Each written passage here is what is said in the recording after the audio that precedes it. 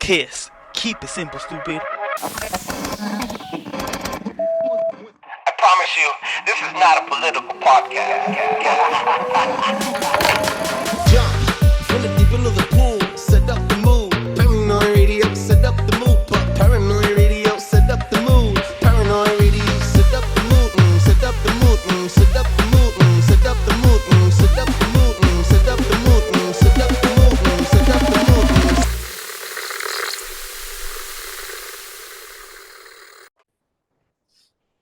Oh yeah, here we go. We're about to jump in, baby. Testicles 1, 2, testicles. Welcome back to Paranoid Radio Podcast, ladies and gentlemen. I am Trebles Garcia, your humble host, and I want to thank the Lord for allowing me to be here today, and I want to thank every single one of you for allowing me to enter your space. Ladies and gentlemen, boys and girls, I want to remind you that the most important thing that you could do for the show today is word of mouth. Do not forget to check us out at paranoidradio.com and check out the affiliations with Flavors of the Forest.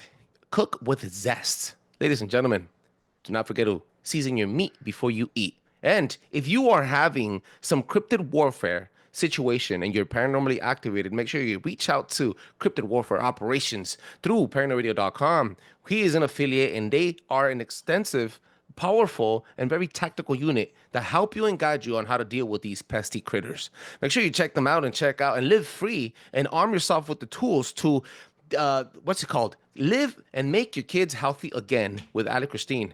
She makes sure that you are parasite free. Check us out at paranoidradio.com. Drop a 5-star review on Apple Podcasts and on Spotify. That allows other people to enjoy the show as much as I enjoy making it. Let's jump in from the deep end of the pool and set the freaking mood. Please give a warm welcome to our next special guest, Tom from the Eye of Jupiter podcast. How's it going? Hey, it's going good, man. Thanks for having me on. I appreciate it. Before we jump into where people can find you and what you're about, I want to remind everybody else that, guys, if you guys are going through emotional pain, through mental struggles, through withdrawals, don't off yourself, don't hurt anybody else. There is a 24/7 lifeline button on paranoidradio.com where you could chat with me directly or anybody else, for that matter, and spread your pain and alleviate yourself. Sometimes all you gotta do is just put the weight on somebody else. Make sure you check us out. Yo, Eye of Jupiter. Tell me, where can people find you, bro? Oh, you can find me YouTube, Rumble, Facebook, Instagram. I just started TikTok about a week ago, but mostly on YouTube. I got a channel over there where we talk about everything, the cryptids, the unexplained. I do like conspiracy. I just haven't had anyone come on to talk about those things, so I would definitely be inviting you soon so we can go ahead and break that ice. I've been looking for somebody. You have to kind of tiptoe around on YouTube, and I'm sure doing it as long as you have, it won't be an issue. So yeah, I enjoy all those topics, and I release a show every Tuesday on YouTube, and I do a live show at 6:45 Eastern time every Friday, and I have a lot of interesting guests on, like MK Davis, all the names. There's a ton of names. That's just the one that pops in my head first, but mostly, Bigfoot, Dogman, paranormal, psychedelics, and pretty much anything under the sun that's not covered by traditional media. That's right. And actually, instead of you actually having guests on your show today you're the guest on the show. You're going to showcase a little bit of what you do on your show. I've seen that you have a catalog of not only names and special guests and important people and good speakers, but also topics and narratives, bro. I need you to please tell me a little bit what you know about this draconian agenda. What did you learn with your special guest? Well, the guest, I can't remember her name. I think it was Sandra Dieske. She's a German lady, and so we got into her and a couple other guests that I've had on. Michael, his name is missing me right now. There's a ton of people I have on. You can go back and check them out. The Draconians, as far as I know, this is I'm no expert, and I don't think anybody really is. But this is what I have gleaned from the conversations I've been having with people. I'm not a researcher as much as I am a listener. So the Draconians are one of 28 different extraterrestrials that are in contact or that we have contact with. They have not only infiltrated our society, but they have infiltrated government systems and government entities and basically control what it is that you see and hear and do. And they have quite a kind of a very dark way of going about things in the way they try to program us and change us to think the way they do. It's mostly concentrated on the bad and the evil, and you can see that from top down, whether it be the music you watch or the TV shows. All that is part of their agenda, from what I've gleaned. You know what? I have to agree. I have this saying on the show. I've probably said it 1,000 times. everything that we consume always pushes us away. And I'm not sure if you're religious or not or spiritual, but I am going to say this. Everything that we consume seems to push us away from the Almighty Creator and more Absolutely. towards a satanic, a very negative, low budget, low frequency habit. And it starts manufacturing that from a very young age. A lot of us will like grew up on war movies and zombie movies, and then we start practicing the things that we see in those movies. Hip hop, I want to say 20 to 30 years ago, hip hop was talking about how to be a pimp and slap a chick and how to Yeah. be how to sell drugs, and now everybody's talking about how to be high and how to be a bitch and how to be, you know what I'm saying. Oh So yeah. yeah. It's I'm a metalhead, big time, Mm. always have been, always will be. I like psychedelic doom metal is like my favorite at the moment. And you can't find that music. These are like artists who write 20-minute songs, where it just Oh goes yeah. deep into concepts and ideas of being a human. But I absolutely agree with you, my friend. This is all it's all we've been programmed for so long that we don't even know that we've been programmed. And Oh yeah. to make you feel at ease, I am not a religious man, but I am a spiritual person. I do have God in my life. I just don't give it a name. It's directly connected from me to whatever it or that An is. intimate level. It's very intimate level. I don't need a church or songs or psalms or all that, but I do respect the people who do, because I find it to be, for most people, a very positive thing for their lives. So more power to you Yeah. guys. Yeah, absolutely. I think that's where it all lays. I did want to share something with you. So maybe something that you could search on and then try to bring someone onto your show. And this is not by all means, I'm not trying to take the light away from you, but No, buddy. I've been trying to do this deep dive on this thing for a while. So I did write a quick little point, and I want to see what you think about it. So this is called the Devil's Pass, and the event happened in 1959. Nine experienced hikers from the Ural Polythetic Institute set off on a skiing and a hiking expedition on the northern Ural Mountains in Soviet Russia. Their goal was to reach Mount Oterden or Tartan. Guys, hashtag look it up if I'm fucking that shit up. I'm sorry. Excuse me if I'm cursing. But they never made it. So the team was a group led by a 23-year-old, an engineering student. He was a poster boy as an athletic man in that day of age. All the members were experienced and had backcountry skiing and mountain expeditions, included 2 women, 7 men, most of them in their 20s, all trained by and physically fit. The timeline incident, this is what happened. So they were traveling in 1959, the group arrives in Invel, last city before the mountain. They take off to the mountains. In January 28th, one of the hikers, Judy and Juden, turns back due to the illness because they were getting sick because of the height and because of the cold, ultimately saving their lives. In February 1, so this is just a couple days ahead, the team makes camp on the slope of, I don't know how to say this word, it's in Russian, Kolatsyahl, a mountain whose name means Mountain of the Dead in the Manzi language. So February 12th, the group fails to send a telegram confirming arrival as expected. Search efforts begin days later. So this is what they discovered.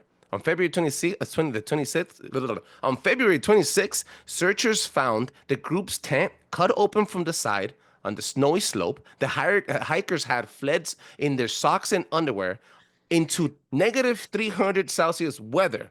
Over the few months, their bodies were found, 2 under a cedar tree near a fire, 3 more scattered between the tree and the tent, and 4 more were found in a ravine 2 months later, particularly buried under snow. These are the bizarre details, though. Some had crushed skulls, the chest fractured, but no external wounds. One woman was missing her tongue and eyes, but she had no physical appearance of struggle. Their clothes had traces of radiation. There were signs that they were said that they were died in incredible fear. They went through incredible fear, but no signs of struggle or attack. Soviet authorities sealed the records for decades. Still to this day, that's called the Devil's Pass, guys. One of the biggest. Wow. Yeah, it's a trip, bro. So Yeah. Yeah, dude. My first thought was like, oh, Yeti. That's just me. That's right. I would go Yeti, maybe even Dogman. Who knows? But with the cutout tongues and the radiation, that sounds more like a cattle mutilation of humans. You know what I mean? That's what it sounds like to me. It sounds like they were like tested upon by whatever that is up there that comes down every once in a while. That's just my first initial reaction. you think so each one had an individual trace of damage to their body done significantly only it was different to them. It was unique to each body. So I'm thinking That's my thought too. These entities came down, took parts of their body, which thought that they were the strongest asset to that body, took a remnant of it, tried to like to build a Frankenstein alien or do research on these people. What you think? It's very plausible, man, because there's a lot of people out here who claim to be experts, and they're like, this happened and that happened, and I know that because of my experience. But then you'll hear experience that's completely different and out of left field, but that kind of contours the main narrative that people run across when they listen to these type of stories. But there's a lot of strange things that happen in Russia. I mean, dude, just think of Mount Shasta, the weird things that happen there, and it's powerful, like feeling and like cave system and the possible Bigfoot that run through there. There's certain places on this planet that are just unexplainable, so that they're taking each individual parts and then maybe taking and use those to as like say a stem cell type situation, and then make that into something, you know what I mean, like superior. That could even be the government, dude. That could even be the Russian government. That's why they maybe hit it too. They could be anything. Well, coincidentally, we have movies telling you that. We have movies like Splice. I don't know if you've seen it. It has the best assets of each prime predator animal in the world. They combine it into this beautiful being. It turns out that the animal now has a tail that's poisonous. It has a woman body part, has male body parts. It can fly. It could shift sex like a frog can. So it's very interesting, bro. And I think we lost him for a bit. My microphone turned off. It's all good.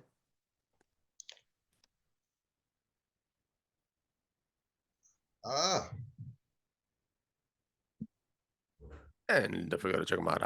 The Eye of Jupiter. All right. On Are you hearing me? Yeah, I got you, bro. Yeah, I don't know what's going on with the camera here. I got to reset the video on. There I am.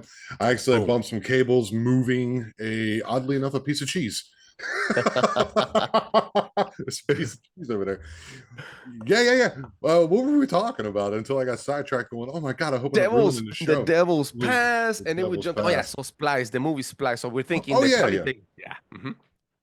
That's precognitive programming. They do that with everything. That even that train incident that happened in Ohio, there was a movie about that too. They had even though to go like really easy for the newbies who are interested in this stuff, like you can even go back and see like The Simpsons and all the things that it could be just a matter of numbers and statistics where they run out of like ideas for episodes, but at the same time some of the oddities that you find on there always seem to turn out to be real as well. So I can see that being a part of the thing. So like what they do is they introduce it into your mind so that when you do see it or hear it in the world, it's not as like, it doesn't draw as much attention as it would if it were to be something that you've never seen before. Or you pass it off as normal. They normalize it. They desensitize you. Precognitive programming. That's what they do with a lot of stuff like that. You know what I mean? All the guns and violence from the 80s. And then you had, all the NWA stuff, which these guys weren't even gangsters, by the way, guys. Look it up. Satanic Panic. Yes, there's a lot of that in there, guys. Just like, and they want you to be on a treadmill. There's a treadmill of feelings. Okay, we got done with COVID. Okay, let's go over to the war. Okay, let's go over to the bird flu. Okay, let's go to this, and all the burning of Maui with the blue roofs, and the burning in in LA. It's always a treadmill that put you on an emotional like just to keep, like you were saying earlier, my friend, like it keeps you within your five senses and not realize that you are part of something greater than what you are. Interesting. For sure, stuff. For real. And by the way, that goes with me too. You might just contact me at theeyejupiter@gmail.com if you're feeling a little bit down in the dumps. I've been there too. I've seen the dark side of the moon, if you want to ask. I've been there too. I'm putting in paperwork for the military because of my experiences have definitely messed me up, which I didn't know at the time, but that's how that works.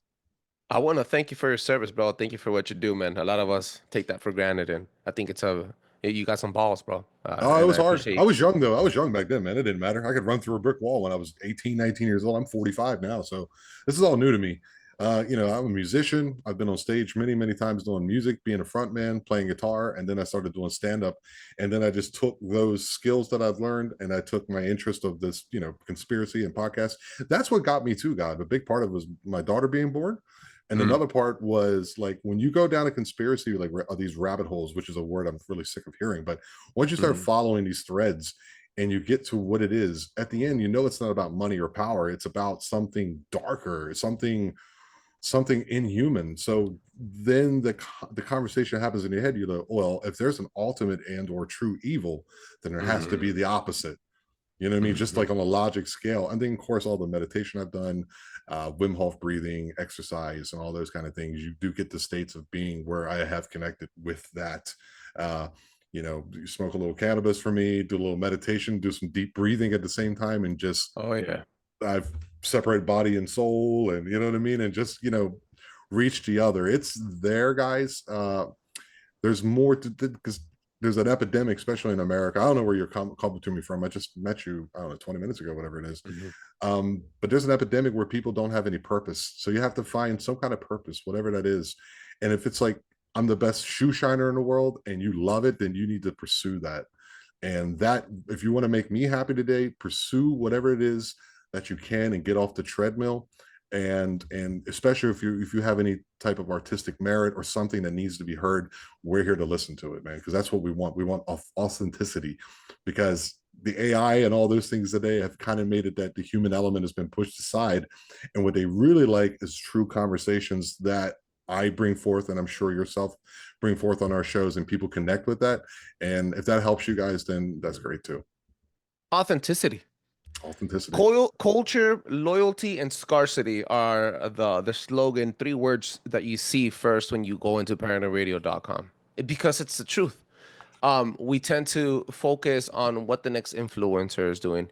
I just recently learned, I was speaking with one of my friends, Dan McCaff, and he said that there's only 2 types of people in the world. There's the creator, the people that's actually living life, and then there's the spectator. And most of us get stuck in that wheel, like you said, the hamster wheel, just spectating and watching everything else, watching everybody else live their dream, and then you trying to mimic what they do and you forget about you being original and chasing your own dream and making yourself happy and learning how to love yourself and how to praise your body and picking it up and making sure that you're vibrating at a higher level, specifically by creating. Absolutely.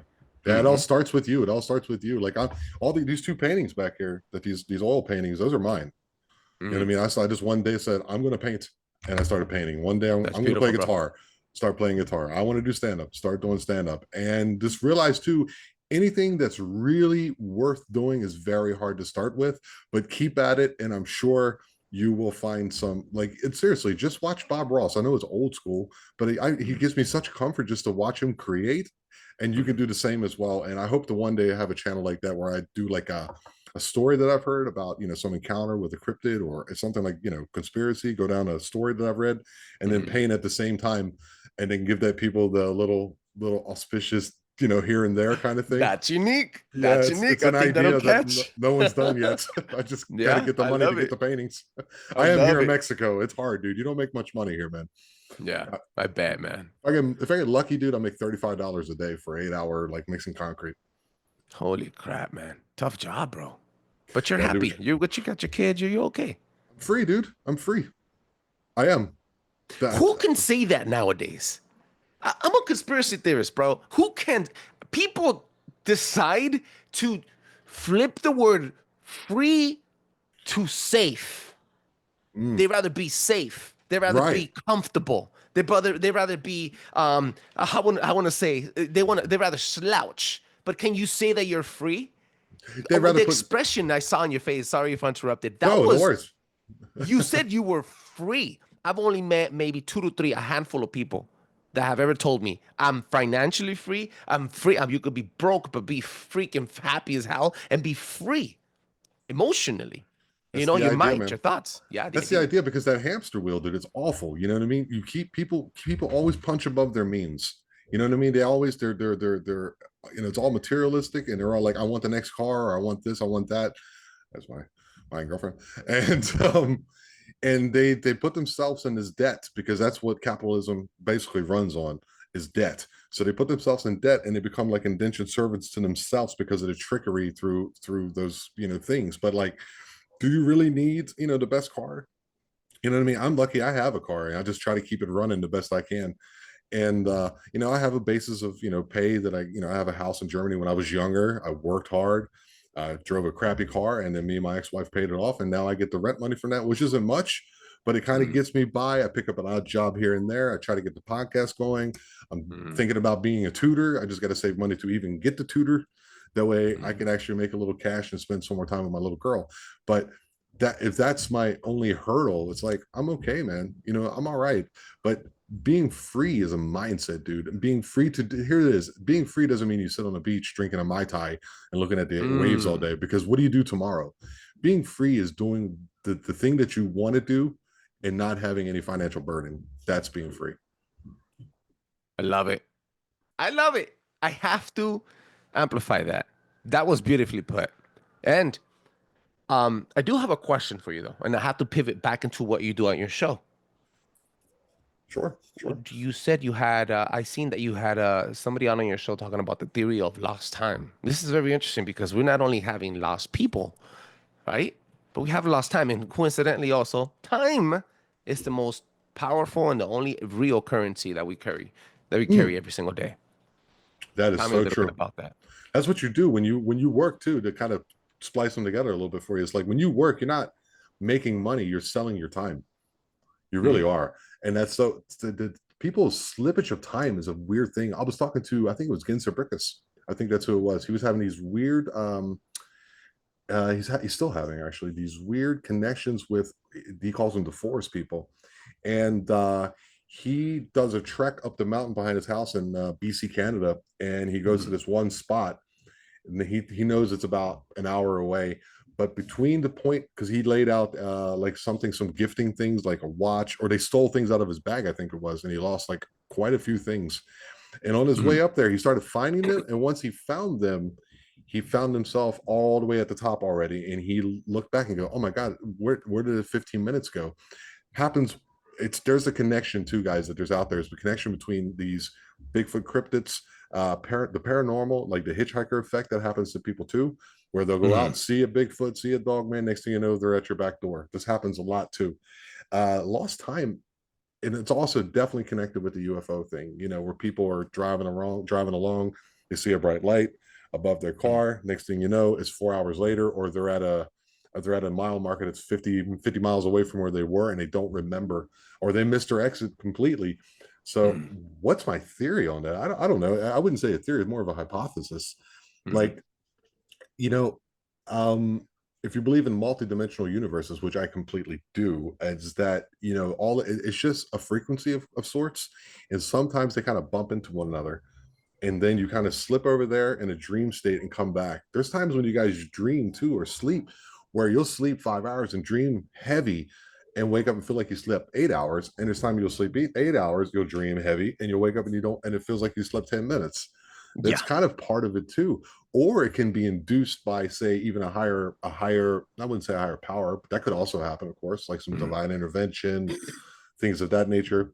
But it could also be like, you know, these entities, these 28, or I think they're 28, the numbers just come off the top of my head, other species or races that we're running into have the power to manipulate time, which would explain in a Newtonian concept of them transversing the universe in the way to which they do. But I think they're interdimensional.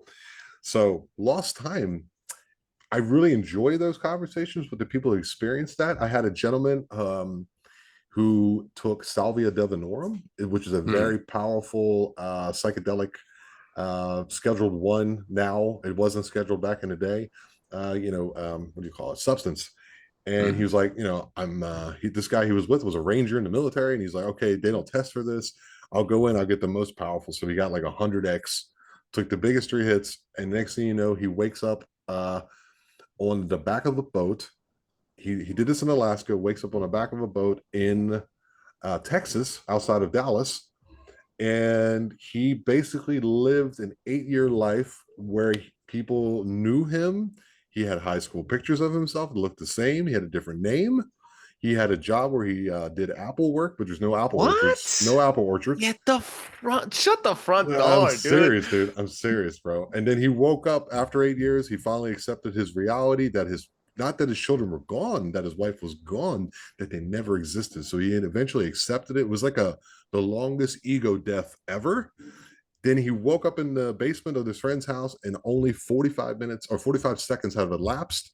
peed himself. His wife was mad at him, and he ended up like selling his businesses, buying a boat, and moving off like the shores of Hawaii. And he would just go on the land, collect some mushrooms. She ended up leaving him. Now he's a stand-up comic in Houston. Completely changed his life. So it could be a multitude of things, dude. It was a wild episode. Go check it out. Dude, don't mind if I reach out to that guy, bro. Oh, No, please goodness. don't. He's a great guy. He's a comedian. I said, so what's next for you? What do you accomplish in life? He goes, I'm already doing it, dude. I'm going to do this stand-up thing till I die. He has solar panels on. He has like a little shed or like a warehouse he lives in. He has a van that's all decked out with his solar panels, and he just drives around, does triple runs through the upper Midwest, but he's based in the Houston area. Cool guy's name is Steve Cantwell. Steve Cantwell. Check him out. Steve Cantwell, I'm gonna check him out right now. I'm gonna write down his name because that story needs to be retold and heard. Well, he said it on a famous podcast, and I heard it on like Slapped Ham, one of the bigger channels. And he said it on. He's from Baltimore. He said it on the Crab's Nest with Crab Feast with a famous comedian. I can't think of his name right now. And I just seen it. I was like, I gotta talk to this guy, and he accepted immediately. So please, by all means, contact him. Steve Campbell. It's Cantwell. Cantwell. Yeah. If not, I'll send it to you. I'll send you his information. Please, that'll be freaking amazing. Yo, well, the reason what was I gonna tell you last time? I threw you off. That was yeah, you threw me off because I was trying to hold on to that thought. Okay, so linear spaces. What you said about this is why your body gets so energized, only a 10-minute break sleep, right? And then sometimes you feel like you only slept 10 minutes when you slept 8 hours. So when you oversleep, your body goes through that trance. But when you start hitting that REM sleep and you hit that frequency, that channel from point of when you're awake to the point you hit your deepest sleep, that bridge is like a linear space, liminal space where you can interact with these entities in your subconscious. This is why they program you. This is why they're so busy keeping you in Stockholm, like stuck with Stockholm syndrome and stuck on your phone, following the next trend, watching ads on TikTok instead of taking 5 seconds of your life to go to the search bar and find for the information yourself. You're spoon-fed this information. It gets stuck into the back of your consciousness. And when you go to sleep, you start interacting with them. And they could be demonic entities, paranormally activated, or different things like Bigfoot or interdimensional things that, quite frankly, I think are not good. But it's crazy. When you're in that state of sleep or in between is the weird one. I've had that too, where you have that sleep paralysis. People say like people feel like they're being pushed down. For me, I just felt like I couldn't move. I could hear my alarm, not the alarm, but the tick, tick, tick in the background. I could hear my ex-wife breathing and everything, and I just couldn't move. If someone were just to move my pinky, I would jump out of the bed. They catch you like these. There's also, I don't know how you feel about demonic entities, but I definitely believe in them because I speak to a lot of Christians. I have many of my friends are devout Christians, very strong, and they're like, yeah, dude, they exist. I've seen, my girlfriend's Catholic, welcome to Mexico, right? and they're like, oh yeah, there's here, dude. Have you ever heard of Aleutians and things like that? They have those here. Aleutians? No, explain it. Aleush, it's like a small cherub entity. A cherub being like Cupid. So they have that shape and form, like where they're kind of partially naked. They got the the big backsides and they're short, kind of pudgy, but they're Mayan. So Mayan, where I am in Mexico, I live on the Yucatán Peninsula. They still 30% of the town speak only Mayan here. You know what I mean? There's some who speak both. My girlfriend, that's her whole lineage, and she doesn't know but a few words, but her mother speaks more, and her grandmother was fluent. So that's how deep I'm in. An Aleush is basically somewhere between an homunculus and some type of cherub entity. So what happens, the Mayans, this is where corn comes from, guy. Corn comes from Mexico originally. And the Mayans, it was their life. So they would protect their lands by doing like this 7-day thing where they would just like make this mud and blood type figure that's about 3 foot tall. I love it. Yes. Offer it corn and do like rituals, and then on the 7th day it disappears. But what happens is, I bought property out here in the middle of the Yucatán Peninsula. I live literally in the jungle. This is my apartment, but I have property. And they're out there, bro. They like to throw rocks. They like to whisper in your ear. Sometimes people have seen them. I've talked to Mayan gentlemen here who work on farms and ranches, and they're like, yes, I've seen them. And there was one story I heard. in someone's backyard here. Some backyards here are big in the city. I live in the state and city of Campeche. It's Nowheresville, which happened because of the pandemic. If that happened again, I'm going to run into the forest, and don't tell me to go in my house. Don't tell me to go in my house. Ain't happening. And yeah, he was like, they kept hearing something. They're having a couple beers in the backyard, listen to their Mexican music. They blast their music here, dude. They love it.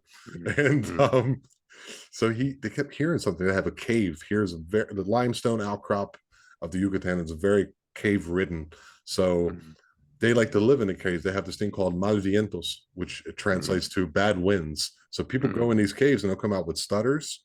They'll come out with fevers, and fevers that last for a couple days, and some of them are actually perish. So on this particular evening, it's the guy I work with. His name is Norberto. Permiso. He kept hearing it, and it was his uncle, and it's like a friend of his uncle's. And uncle said, "Okay, let's put a cigarette out there and a little glass of beer." And they were sitting there waiting, and this little fucking thing came out. Picked up the beer, drank it, smoked the cigarettes, and the neighbor, ran out of there, got a fever, and never came back to the property. This is very common down here. That in the Ishtabai, which is kind of like the Ishtabai is the bell witch of the Mayan culture. Holy snap, the Bell Witch. This is interesting because that's the one I chose after too. I don't know snap about it, bro. Let me know. No, this is amazing. Woo, I've seen a duende. I don't know if this. I look. Duende. Okay. Yes. Yeah. So I'm in LA. I'm in LA. My mom is from my adopted family. Rest in peace. My mom was from Guadalajara. And Okay. she seen him when she was a kid. And this is not my genetic mom by all means. But when I got to see it, I was fresh out of jail, so I wasn't high. I wasn't, I was trying to go to work. I came back. It was 7 p.m. And I'm not gonna tell you the whole story, but I seen it in my room the next morning when there was a dramatic event that happened between me and my room and this thing that I saw. And I'm Okay. telling you, I bro, gotta have you on my show, bro. You're coming on my show. bro. It got me shook. It was this tall, maybe shorter, and the body, it was this tall, and the head was this big. So the head was bigger than its body. So then I started doing some deep dives, and I found out that these things are different, has different names. In Europe, they're called brownies, and in different areas in the world are different. But they're technically all the same type of entity, right? So then I'm like, what the heck? I told my mom, and she's like, "Mijo, don't do anything to him. Don't say anything. Don't mention it. He let you see him. Good. Don't talk about it again. Just let it go. You'll probably see him again." I was like, "What?" She goes, "I used to see him when I was small, and I used to give him jewelry. I used to give him my socks, pairs of clothes, and they would play in the pond, like a little pond in Mexico." So I was like, "What the heck?" So now that you're telling me about these, it's a little different. Alucias and duendes. I've heard a story about a duendes that's going to blow your socks off. So I'm at this party, right? I just meet my girl, and this woman spoke a little English. So I just kind of gravitated. She was a young girl, 25, something like that. We just started talking, and she was like, "Oh, so what do you do?" And I'm like, "Oh, I listen to music, and I have a podcast where I talk about Bigfoot and this and that and the other." And she's like, "Oh, I got a story for you." And she was like, "Okay, there's this thing here called duendes." And I'm like, "Okay, so the little people, just as you described, 2 to 3 feet tall. They're like a whole society. They live in like the cracks." And she said she had an aunt who was like, that culture, kind of witchy. Yeah. There's a witch on every corner down here. Puro aquí en Mexico. And she was like, yeah. So her aunt, powerful, and her aunt, did these things. She talked to them, and she had a husband, and then she found out that he was being unfaithful to her. So one day when she found out, she goes, "Oh, I'm gonna take care of this." And then this woman and this man left the party, and they had an accident, right? So, and supposedly the duendes made this accident. So what happened? The woman came to in the hospital, and she came to, and there was little duendes sitting on her bed, and they were like, "Yeah, we didn't mean to do that, but we had to because you treated our friend wrong, so we cut your brake lines." Right? This is before she talked to the police, right? The police came in about 3 days later when she was a little better off, and they were like, "Yeah, we looked at your vehicle, and we realized that your brake lines were cut." Huh. So, look at that. They're wild, man. There's so many. Nahual, you know what a Nahual is? No. Nahual is like a skinwalker. That's down here too. So my this is funny. I'm gonna tell you. I said I was on Nephilim Death Squad, and I told them this story.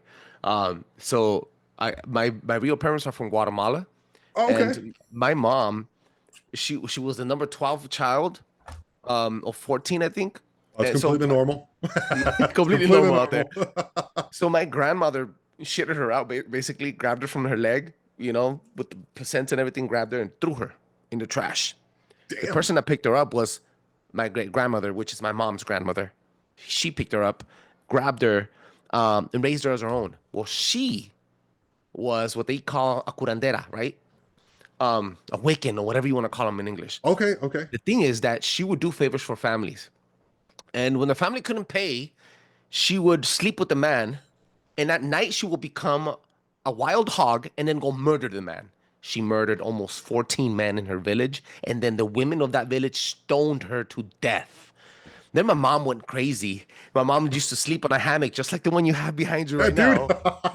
She used Yeah. to sleep on a hammock, and then she had long, black, silky hair, and she just throw her hair over the hammock.